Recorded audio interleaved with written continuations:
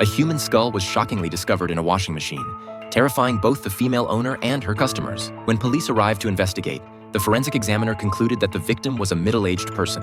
The dismemberment was clearly caused by the rotation of the washing machine. Hamil collected all the victim's organs and body fragments, only to discover that one testicle was missing. The forensic team soon identified the deceased as Bill, a real estate developer who frequently participated in various competitive events at a local club. It's likely he crushed one of his testicles during one of these activities. To gather more clues, agents went to the club to investigate. A rock music festival happened to be taking place there. A long-haired man informed the agents that rock legend Eric was performing that day. Even the agent turned out to be a fan of his. Meanwhile, the medical examiner discovered over 80 fractures on the bones.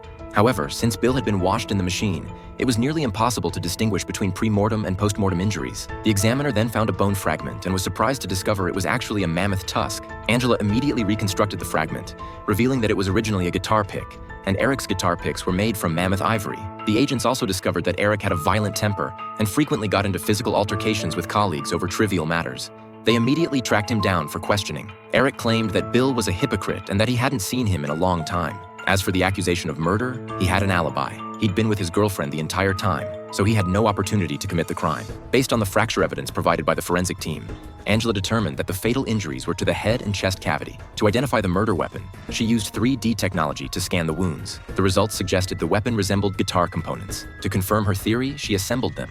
Clearly, the murder weapon was a guitar. The victim had been bludgeoned to death with a guitar. Based on its shape, Angela successfully identified it as a 1957 Gibson Les Paul, a model worth at least $250,000 on the market today. They soon discovered that the victim owned exactly such a guitar. But after Bill's death, the guitar had disappeared. It appeared the killer had used Bill's own guitar to commit the murder, then taken it with them. The agents immediately investigated all nearby cellars and finally located the guitar at an instrument shop in the suburbs. According to the shop owner, the seller was a curly-haired woman. This immediately reminded the agents of the curly-haired woman they'd encountered earlier. In the interrogation room, she admitted to having dated the victim, but said Bill was a player who wanted to be with every woman at the club.